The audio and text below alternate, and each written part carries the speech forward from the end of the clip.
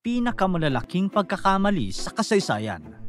Normal lang ang magkamali, lahat tayo ay nakakagawa niyan. Subalit mag-iiba ang pakiramdam mo kung ikaw ang nasa katayuan ng mga taong nagkamali sa videong ito. Pag-usapan natin. Fantasy book. Sa pagitan ng 1996 hanggang early 1997, isang babae ang nagpunta sa iba't ibang publishing companies para sa manuscript ng kanyang bagong gawang kwento. Lahat ng nilapitan niya ay tumanggi hanggang noong June 1997, tinanggap ito ng Bloomsbury nang magustuhan ng anak ng chairman ang sulat ng babae. Ang babaeng tinutukoy ko ay si J.K. Rowling, ang author ng napakasikat na libro at ginawang pelikula na Harry Potter.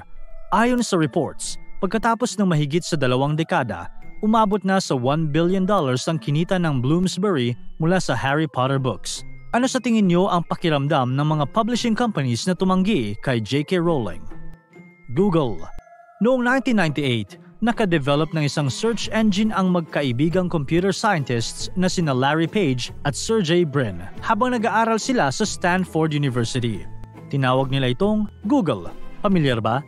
Pagkatapos ng isang taon, lumapit sila sa CEO ng Excite.com, isang kilalang search engine sa mga panahong iyon, upang ibenta ito sa halagang $1 million. Binabaan pa nila ang presyo sa $750,000 upang maengganyo ang CEO na si George Bell, pero tumanggi pa rin ito. Doon nagkamali si Bell dahil sa ngayon, pagkatapos ng mahigit sa 2 dekada, nasa $1.7 trillion na ang market cap ng Google. Facebook.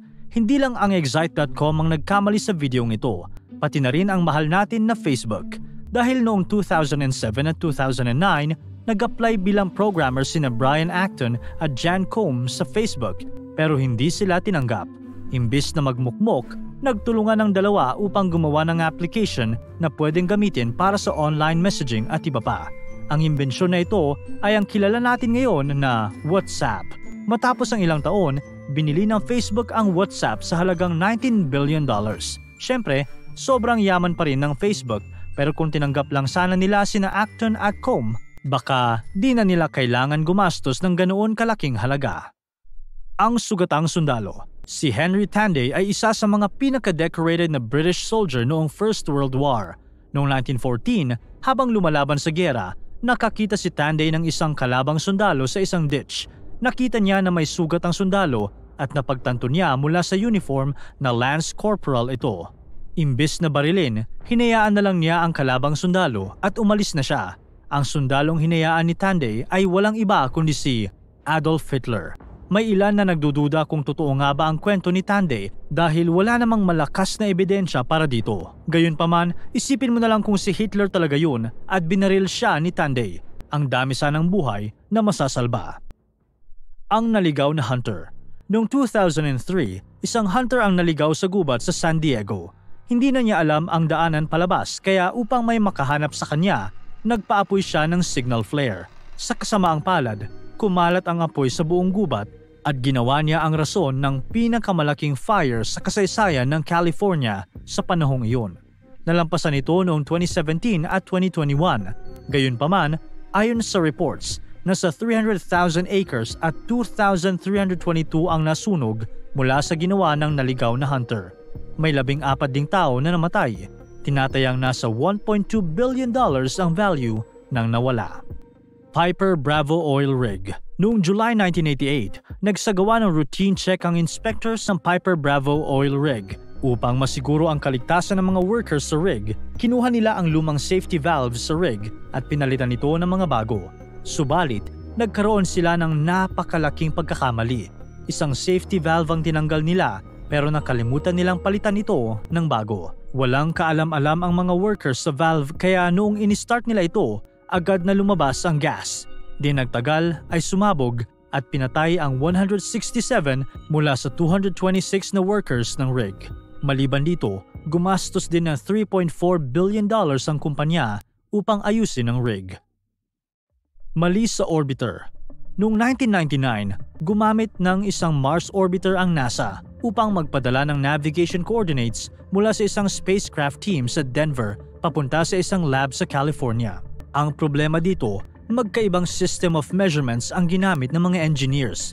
Gumamit ng English System of Measurement ang Lockheed Martin engineers habang ang iba naman ay gumamit ng metric system.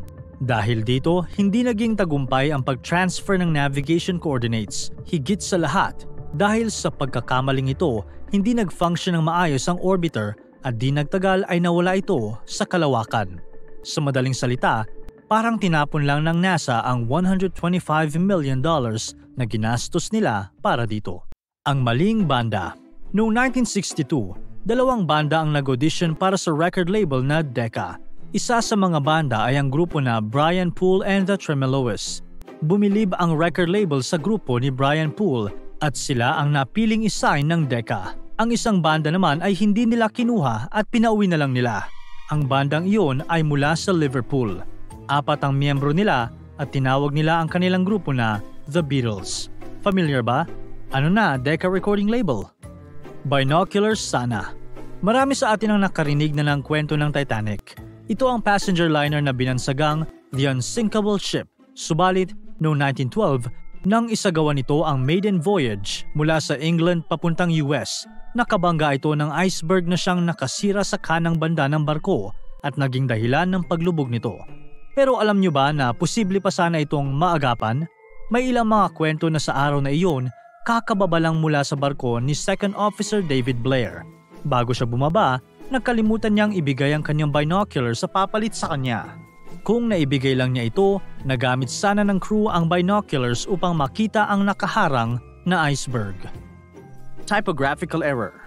Normal lang ang magkamali sa pagtype. Lahat tayo ay nakaranas na niyan.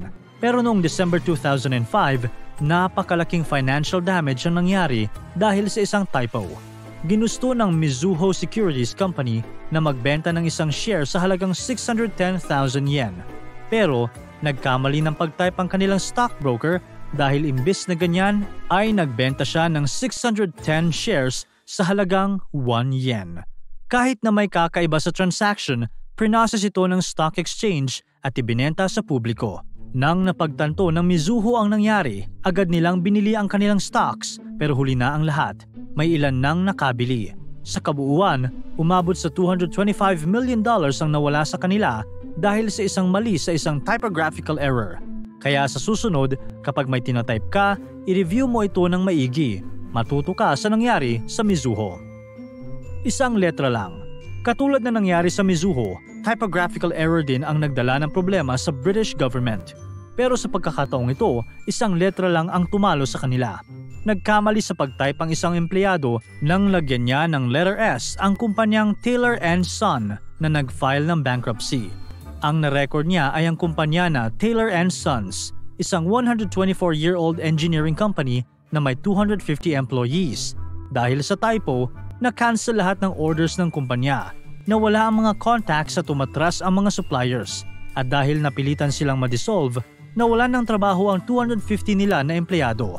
Agad na nag-file ng kaso ang kumpanya sa Companies House para sa kamalian at inatasan ng korte ang Companies House na magbayad ng 8.8 million British pounds sa Taylor & Sons.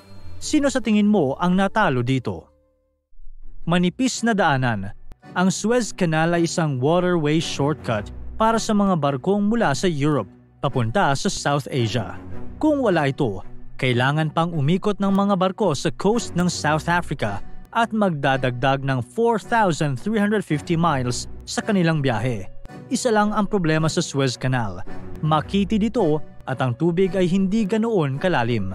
May kapal lang itong mas mababa pa sa 700 feet at may lalim na 80 feet ang tubig. Ito ang naging problema nang dumaan ang Ever Given ship sa kanal sa kalagitnaan ng masamang panahon. Alam ng kapitan ang sitwasyon pero itinuloy niya pa rin ang pagdaan dahil kumpiyansa siya. Dahil sa high winds, nawalan ng kontrol ang crew sa napakalaking bangka at na-trap ito sa makitid na Suez Canal. Agad na nagtawag ng 100 tugboats ang grupo upang hilahin ang bangka at mga excavation equipment. Gayunpaman, tumagal ng 6 na araw at 7 oras ang pag-alis nila sa Ever Given ship.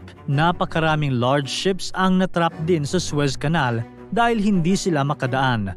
Ayon sa datos, sa bawat oras na natatrap ang malalaking barko, $400 million ang nawawala sa kanila dahil hindi nila ma-deliver ang goods na dala nila.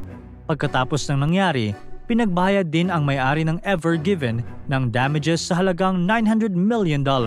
Sa kabuuan, ang Ever Given at ang mga natrap na ship sa kanal ay nagkaroon ng net losses na $32.4 billion. Para tuloy-tuloy ang saya at kwentuhan, huwag kalimutan mag-subscribe sa Bubbly YouTube channel at pindutin ang notification bell.